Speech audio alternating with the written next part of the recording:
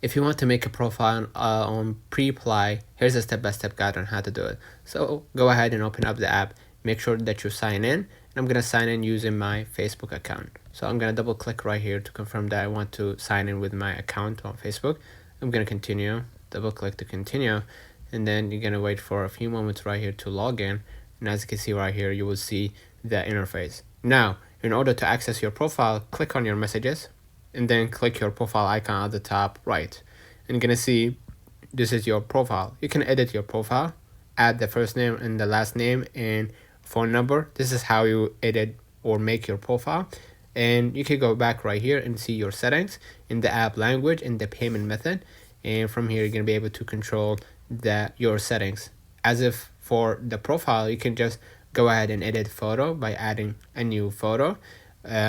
Take a photo or choose from library, enter your phone number, and then hit save at the top right. As a student, you're only limited to those just 3 options from here.